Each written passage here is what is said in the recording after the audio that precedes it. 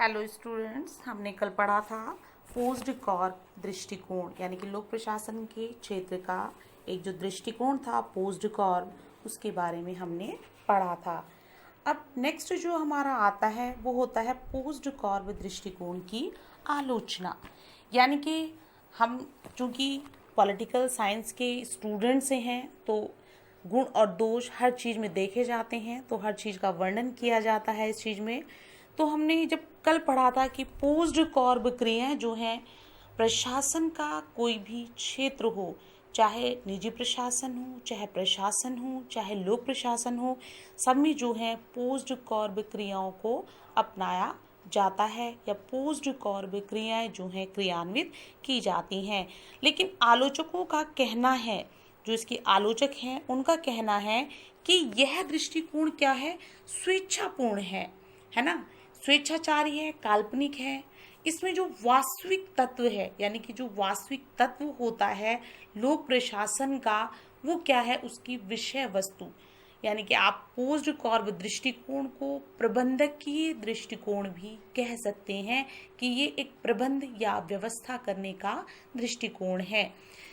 चूंकि हमने पढ़ा था कि लोक प्रशासन का उद्देश्य या लक्ष्य क्या है, जनता की सेवा करना। तो प्रबंधकीय दृष्टिकोण में जो इसकी आलोचना होती है उसमें कहा गया है कि काल्पनिक है। इसके अंतर्गत जो है प्रशासन का जो वास्तविक तत्व है उसको छोड़ दिया गया है। प्रशासन से संबंध एक महत्वपूर्ण तत्व की इसमें उपेक्षा की गई है और वह तत्व है क्या है, पाठ्य विषय का ज्ञान या पाठ्य वस्तु का ज्ञान। और इसके आलोचक, जो प्रमुख आलोचक हैं पोस्ट कॉर्प दृष्टिकोण के हैं, वो है लेविस मैरियम। उन्हीं के शब्दों में क्या है, किसी भी प्रशासकीय अभिकरण के प्रभावशाली एवं प्रज्ञावान प्रशासन के लिए उससे संबंधित पाठ्य विषय का गहरा ज्ञान प्राप्त कर लेना नितांत अनिवार्य है। यानी कि आलोचकों का कहना है कि पूरा का पूरा प्रबंधकीय दृष्टिकोण बताया गया, पोस्ट कॉर्प क्रियाएं पूरी की पूरी बताई गई, लेकिन वो किसके लिए संपादित की जाएंगी उनके बारे में कहीं भी वर्णन नहीं किया गया है। नेक्स्ट जो इसकी आलोचना की जाती है वो कहा जाता है कि इसमें क्या है कि सिर्फ प्रबंधकीय क्रियाओं का ही वर्णन किया गया है। इसके अलावा बहुत सारी प्रावधिक हैं, क्रियान्वयन संबंधी है, लिपि के संबंधी क्रियाएं हैं, उन क्रियाओं को कहीं भी नहीं बताया गया है कि वो किस प्रकार से क्रियान्वित की जाएगी। डॉक्टर MP शर्मा का कहना है कि अगर हम मान ले कि जैसे कोई दीवार होती है और हम कहें कि जो नींव की ईंटें हैं या जमीन के नीचे की जो ईंटें हैं और हम कहें वो दीवार का पार्ट नहीं है, तो उसी प्रकार से पोस्ट कॉर्प दृष्टिकोण है। यानी कि ऊपर के बारे में तो बता दिया गया, लेकिन जो नीचे का पार्ट है उसके बारे में इसमें वर्णन नहीं किया गया है। नेक्स्ट जो इसमें आती है, इसकी आलोचना जो की जाती है, उनका मानना है आलोचकों का कि पोस्ट कॉर्प क्रियाओं को पूर्ण प्रशासन मानने से प्रशासन के वास्तविक अर्थ की उपेक्षा होती है, क्योंकि प्रशासन का वास्तविक अर्थ क्या है, सेवा। प्रबंधकीय क्रियाएं केवल ढांचागत क्रियाएं हैं जिनका उद्देश्य प्रशासन का संचालन करना होता है, उन्हें हम प्रशासन का मूल तत्व नहीं मान सकते। पोस्ट कॉर्प दृष्टिकोण केवल प्रशासन की तकनीकों से संबंधित है, उसके पाठ्य विषय से नहीं। पोस्ट कॉर्प को यदि प्रशासन का सामान्य तत्व स्वीकार कर लिया जाए तो उसके अर्थ होंगे प्रशासन के हृदय को बाहर निकाल फेंकना, क्योंकि उसका संबंध प्रबंध तक सीमित नहीं है।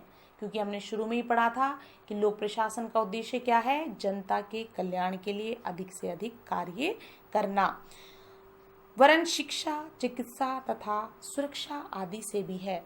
पोस्ट कॉर्प विचार और पाठ्य पुस्तक विचार या पाठ्य विषय विचार दोनों को मिलाने से ही लोक प्रशासन का कार्य क्षेत्र पूर्ण रूपेण निर्धारित होता है। लेविस मैरियम के ही शब्दों में कैंची के दो फलके होते हैं। आपने पढ़ा भी होगा इस चीज के बारे में कि कैंची के जो है दो फलके होते हैं। उसमें क्या होता है कि जो कैंची का एक फलका है अगर वो खराब हो जाए, अगर हम देखें कि कैंची का कार्य क्या है, काट छांट करना, किसी चीज को आकार देना काट छांट करने के बाद। अगर एक भी फल का खराब हो जाता है, जैसे ये हमारा कैंची के पार्ट है, ये कैंची है हमारी, और अगर इसका एक भी फल का ये हम पार्ट उसका हटा दें, एक पार्ट को, कि ये पार्ट काम नहीं करेगा, तो क्या कैंची का जो कार्य है वो कैंची पूर्ण कर पाएगी? नहीं कर पाएगी। क्यों नहीं कर पाएगी? क्योंकि हमारा जो है दूसरा पार्ट उसका खराब हो गया है, वो सही प्रकार से कार्यों को नहीं कर रहा है। तो इसी प्रकार से लेविस मेरिम ने कहा है कि कैंची के दो फलकों के समान लोक प्रशासन दो फलकों वाला औजार है। उस औजार का एक फल का है पोस्ड कॉर्प के अंतर्गत आने वाले क्षेत्रों का ज्ञान, और दूसरा फल का है उस पाठ्य विषय का ज्ञान जिसमें कि ये तकनीकें लागू की जाती है। और उस औजार को प्रभावशाली बनाने के लिए यह आवश्यक है कि उसके दोनों ही फलके ठीक हो। जिस प्रकार से कि कैंची के दोनों फलके सही होंगे तभी कैंची सही प्रकार से अपना कार्य करेगी, तो उसी प्रकार से अगर पोस्ड कॉर्ब क्रियाओं के साथ उसका विषय का ज्ञान, उसकी जानकारी, कैसे क्रियान्वित होना है, किस चीज को करना है, वो चीजें अगर पूरी की पूरी प्रशासकों को बता दी जाए तो वास्तव में वो लोक प्रशासन के उद्देश्यों को पूरा करेंगे। लोक प्रशासन के अंतर्गत केवल प्रशासन की तकनीकों एवं विधियों का ही अध्ययन नहीं किया जाना चाहिए, बल्कि इसको अपना ध्यान उन मनुष्यों पर भी केंद्रित करना चाहिए जो कि उन तकनीकों एवं विधियों को प्रयुक्त करते हैं, यानी कि अपनाते हैं, प्रयोग करते हैं। हमारा क्योंकि लोक प्रशासन जनता के हित के लिए बनाया गया, मनुष्यों के हित के लिए बनाया गया, तो उनका अधिक से अधिक जो उद्देश्य या लक्ष्य होना चाहिए वो जनता की सेवा होना चाहिए। तो इस प्रकार से आलोचकों के द्वारा जो है लोक पोस्ड कॉर्ब दृष्टिकोण की आलोचना की गई है। हमारा जो नेक्स्ट दृष्टिकोण आता है वो आता है लोक कल्याणकारी दृष्टिकोण।